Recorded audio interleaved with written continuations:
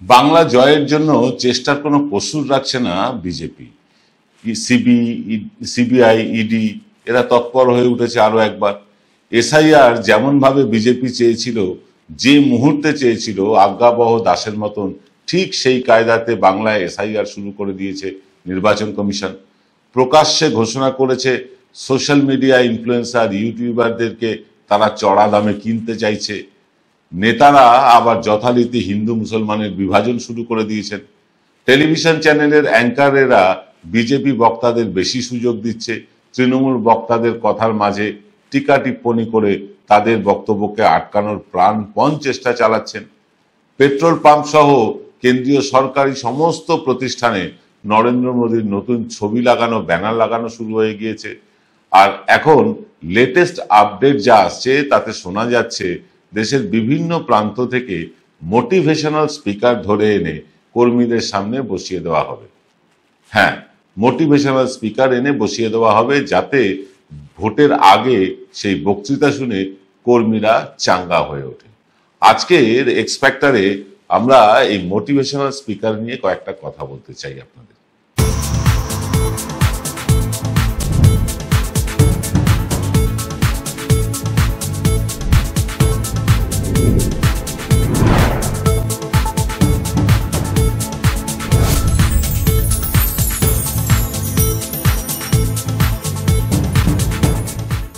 নমস্কার, শুভ সন্ধ্যা। আমি আপনাদের প্রবীর বিশ্বাস, আর আপনারা দেখছেন বিশ্বজোড়া বাঙালির আওয়াজ এনকে ডিজিটালের শান্ত সম্প্রচার এক্স ফ্যাক্টর।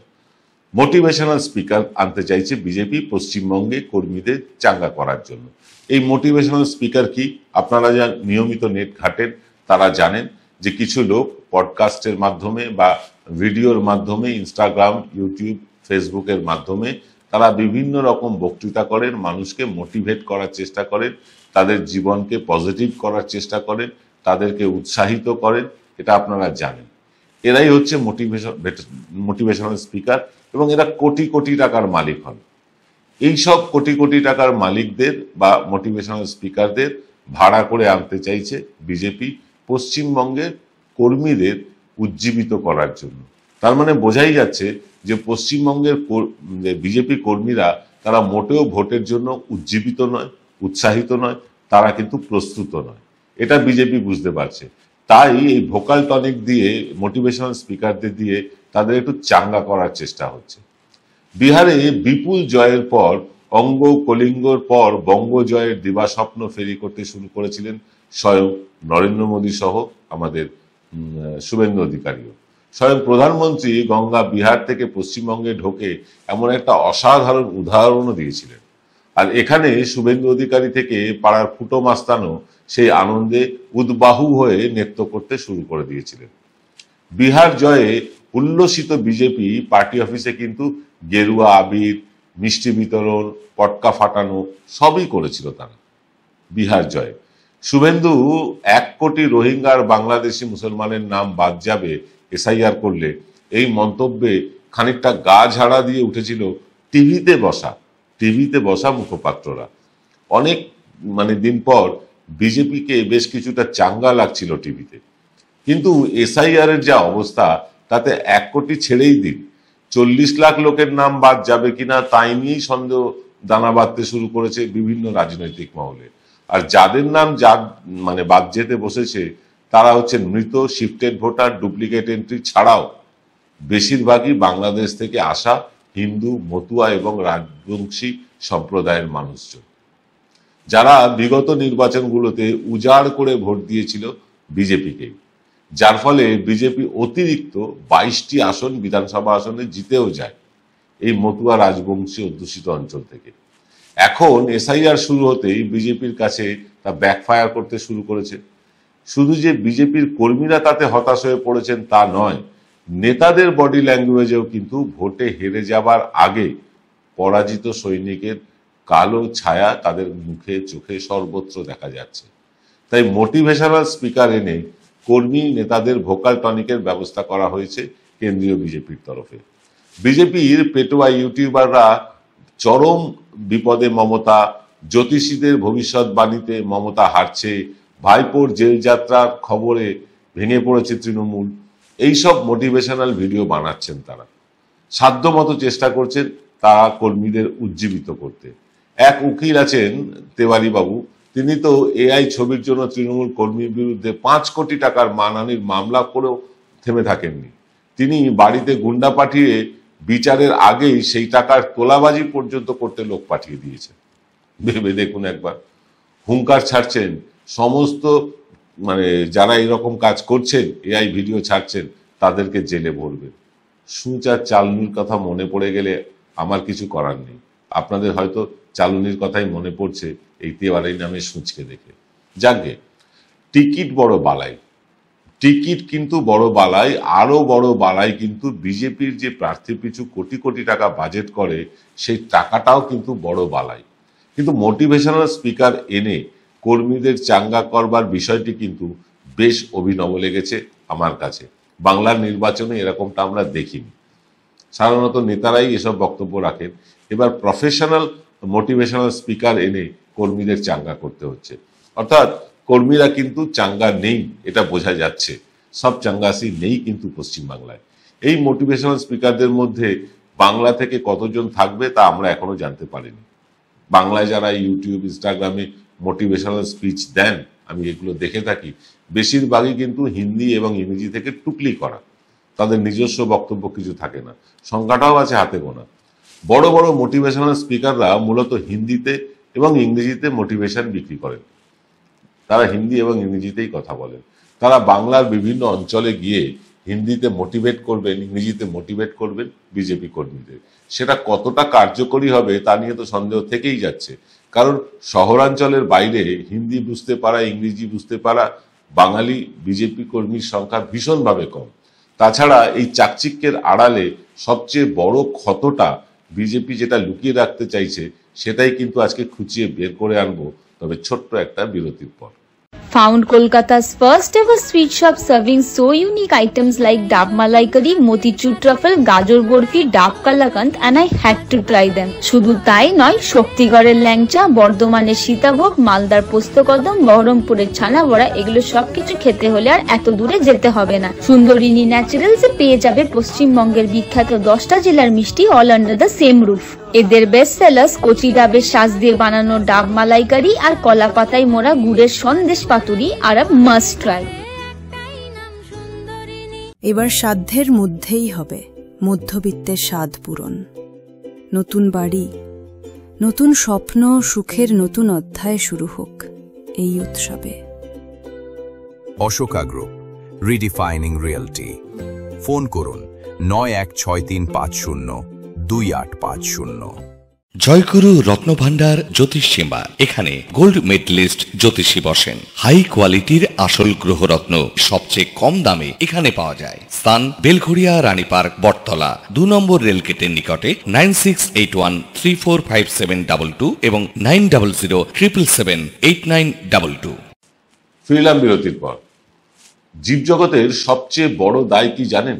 সেটা হচ্ছে পেটের দায়। হ্যাঁ, পেটের সেই দায় থেকেই বলি, হাওড়ার লিলুয়া অঞ্চলে পটুয়াপাড়া বলে একটি অবাঙালি অধ্যুষিত এলাকা আছে। সেখানে উমেশ সিং নামে একজন প্রমোটার একের পর এক ফ্ল্যাট বানাচ্ছেন। আগ্রহীরা ওনার সাথে যোগাযোগ করতে পারেন। হ্যাঁ, এই কথাটুকু বলে দেওয়ার জন্য তিনি আমাদের কিছু অর্থও দিয়েছেন। আমরা স্বীকার করছি, চ্যানেল চালানোর জন্য অর্থ প্রয়োজন, সেই কারণেই এই কথাটা বললাম। এবার আসি মূল প্রসঙ্গে। এই খবরে বিভিন্ন খবরের কাগজে পাতা জোড়া বিজ্ঞাপন দেখছেন, মোটিভেশনাল স্পিকার এনে কর্মীদের উদ্বুদ্ধ করার কথা শুনছেন। টিভিতে, ইউটিউবে মোদির এত প্রচার করেও শেষ পর্যন্ত কি রক্ষা হবে? শেষ রক্ষাটা কি করতে পারবে? সেই উত্তর এনকে ডিজিটালের দর্শকেরা ইতিমধ্যে বেশ কয়েকবার পেয়ে গিয়েছেন। আমি নতুন করে বলছি না, কিন্তু আমার ব্যক্তিগত ধারণা, ভুলও হতে পারি, এই দেশের সবচেয়ে বড় মোটিভেশনাল স্পিকারের নাম স্বয়ং নরেন্দ্র মোদী। ঠিক শুনছেন, তিনি সবচেয়ে বড় মোটিভেশনাল স্পিকার। তিনি যতই জুমলাবাজি করুন, প্রাথমিকভাবে দেশের অন্তত 30% মানুষ এটা বিশ্বাস করেন। তিনি যখন বলেন 2 নারী পুরুষের মিলনে তার জন্ম হয়নি, স্বয়ং পরমাত্মা তাকে মানুষের সেবা করতে পাঠিয়েছেন, 140 কোটি দেশবাসীর মধ্যে অন্তত 20-30 কোটি লোক তা বিশ্বাসও করেন। বাকি 110-12 কোটি লোক সেটা নিয়ে হাসাহাসি করলেও করতে পারেন, কিন্তু পরক্ষণেই মোদী আরো একটা মোটিভেশনাল স্পিচ দিয়ে দেন। এরকম একটার পর একটা মোটিভেশনাল স্পিচ তিনি দিয়ে দেন, কিছু মানুষ তা বিশ্বাস করতেও শুরু করেন। তাই মোদির চেয়ে বড় মোটিভেশনাল স্পিকার এই দেশে একজনও নেই। বাংলায় ভোট ঘোষণার আগে থেকেই মোদি বাংলায় ডেলি প্যাসেঞ্জারি করা শুরু করবেন, এটা আমরা সকলেই জানি। নানা মোটিভেশনাল স্পিচ দেবেন হিন্দি আর কিম্ভূত কিমাকার বাংলা মিশিয়ে। রাজ্যের বিভিন্ন অংশে তিনি যাবেন, কিন্তু বিগত সব নির্বাচনে মোদির এই বক্তৃতা বাংলায় কিন্তু কাজে আসেনি, বরং বিগত লোকসভা নির্বাচনে 18টা লোকসভা আসন থেকে এক ধাক্কায় কমে 12টা হয়ে গিয়েছিল মোদির সব চেষ্টার পরেও। সাধারণত মোটিভেশনাল স্পিকাররা ভোকাল টনিক দেন বক্তৃতার মাধ্যমে, তার মধ্যে কিছু আধ্যাত্মিক বা স্পিরিচুয়াল সেন্টিমেন্ট থাকে, কিছু যুক্তি থাকে, আর থাকে সামনের দিকে এগিয়ে যাওয়ার দিশা। সেসব শুনলে আপাতত মানুষ কনভিন্সড হয়ে যান, কিন্তু বাস্তবে সেসব ইমপ্লিমেন্ট করাটা শুধু মুশকিলই নেই, নামুমকিন হয়। মোদির মোটিভেশনাল স্পিচে আর ভরসা কি রাখতে পারছে না বিজেপি? তাই কি নতুন করে ভাড়া করা মোটিভেশনাল স্পিকার আনতে হচ্ছে? তারা কি আদৌ পারবেন ভোটের 6 মাস আগে এসে হিন্দি বা ইংরেজিতে গ্রামগঞ্জে বক্তৃতা করে কর্মীদের চাঙ্গা করতে? বিজেপি ধরতেই পারছি না কর্মীরা চাঙ্গা হয় কিসে। কর্মীরা চাঙ্গা হয় জনসমর্থন দেখলে। সেই জনসমর্থন একদিনে, 2 মাসে, 5 মাসে, 6 মাসে মেলে না। লাগাতার জনস্বার্থবাহী আন্দোলন, জনস্বার্থবাহী রাজনৈতিক কর্মসূচি চালিয়ে গেলে তবেই ধীরে ধীরে জনসমর্থন জুটতে থাকে। বিজেপি নেতাদের মধ্যে যতটা আগ্রহ টিভিতে মুখ দেখানোর জন্য, তার ছিটে ফোটাও আগ্রহ দেখা যায় না মানুষের পাশে থেকে মানুষের জন্য আন্দোলন করার। ফলে বাংলায় বিজেপি 2-3টে জেলা ছাড়া বাকি অংশে তারা সংগঠনই দানা বাঁধিয়ে উঠতে পারেনি। বাংলার আঞ্চলিক দল হিসেবেই রয়ে গেছে তারা, বাংলার আঞ্চলিক দল হয়ে গেছে তারা। বরং একটাও বিধানসভা আসন না থাকলেও বিজেপির থেকে সিপিএম কিন্তু সংগঠন অনেক বেশি মজবুত করে রেখেছে। সিপিএম যদি আগে রাম পরে বাম এই হুইসপার ক্যাম্পেনিং না করত, তাদের 22.5% ভোট বিজেপির পায়ে সমর্পণ না করত, তাহলে 26-এর নির্বাচনে তারা বিজেপিকে সরিয়ে নিশ্চিতভাবে রাজ্যের প্রধান বিরোধী দল হয়ে ওঠার সমস্ত সম্ভাবনা ছিল সিপিএম এর মধ্যে। কিন্তু এই আগে রাম পরে বাম ঐতিহাসিক ভুলের মাসুল সিপিএমকে আগামী বেশ কয়েকটা নির্বাচনে দিতেই হবে। কিন্তু শুধু ভোকাল টনিক দিয়ে বিজেপিকে আদৌ উজ্জীবিত করতে পারবে তাদের কর্মীদের কথাটার উপর একটু জোর দিচ্ছি। ভোকাল টনিক দিয়ে আদৌ কি কর্মীদের চাঙ্গা করতে পারবে? এই কথাটার মধ্যে শুধু কর্মীদের কথাটা ধরুন, কর্মীদের শব্দটা ধরে নিন। এই কর্মী কোথায়? বিজেপি যত কর্মী আছে তাদের কতজন হিন্দি বা ইংরেজির মোটিভেশনাল স্পিচ বুঝবেন? আবার যতজন বুঝবেন তাদের মধ্যে কতজন উজ্জীবিত হয়ে তেড়ে ফুড়ে লাগবেন? পাশাপাশি দেখুন, অভিষেক ব্যানার্জি পাড়ায় পাড়ায় এসআইআর সহায়তা ক্যাম্প করেছেন। ভিডিও কনফারেন্সের মাধ্যমে এক লহমায় তৃণমূলের অসংখ্য গোষ্ঠীকে একটা ছাতার তলায় নিয়ে এসেছেন। কি অসাধারণ দক্ষতায় আপনারা দেখলেন। ভোট যুদ্ধে নামার আগে এই ঐক্যবদ্ধ তৃণমূলকে দেখে রীতিমতো চোখ টাটাচ্ছে সমস্ত রাজনৈতিক দলের, অথচ কোনো ঢাকঢোল পেটাননি তিনি। আবার আজ থেকে শুরু করেছেন সেবাশ্রয়ের মতন একটা অসাধারণ প্রকল্পের পর্ব। এরপরে আসবে শীত বস্ত্র উপহার। আগামীকাল বা পরশু আরো একগুচ্ছ কর্মসূচি লঞ্চ করবেন মমতা ব্যানার্জি নিজেই। মানেটা কি দাঁড়ালো? মানেটা যেটা দাঁড়ালো সেটা হচ্ছে পশ্চিমবঙ্গে রাজনৈতিক কর্মীদের চাঙ্গা করতে লাগে লাগাতার কর্মসূচি।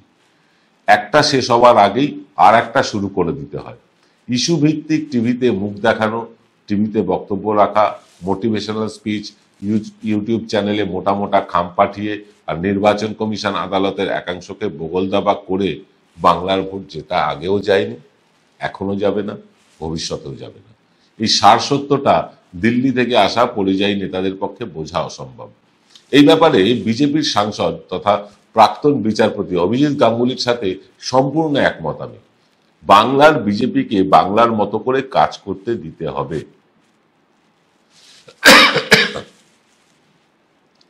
বিহার হিন্দি বলয়, সেই বিহারে জয় মানেই বঙ্গবিজয় হয়ে গিয়েছে, এটা ধরে নিয়ে যে মূর্খামি বিজেপি করে চলেছে, সেই মূর্খামি শোধরানোর আর জায়গা কিন্তু এই আগামী 150-200 দিনের মধ্যে নেই। পরাজয় স্বীকার একরকম কেন্দ্রীয় বিজেপি নেতৃত্ব করেই নিয়েছে সব দিক দেখে শুনে। আর ছাগলের 3 নম্বর বাচ্চা হয়ে শুভেন্দু যতই লম্পজম্প করুক সে তার কয়েকটা দিন চলবে, বিধানসভা ফল প্রকাশের দিন পর্যন্ত। তারপরে ঘটনার বিবরণ দিতে আসবো না হয় আরো একটা দিন। আপাতত শেষ করবার আগে জানিয়ে রাখি, আগামীকাল সকালে আসছেন আপনাদের মধ্যে তুমুল জনপ্রিয় প্রসূন গুপ্ত তার প্রসূনের পাঞ্চ অনুষ্ঠান নিয়ে। সবাই ভালো থাকুন, এনকে ডিজিটালের সঙ্গে থাকুন, আমাদের উৎসাহিত করুন, চ্যানেলটি সাবস্ক্রাইব করুন। এবেলা এই পর্যন্ত, নমস্কার।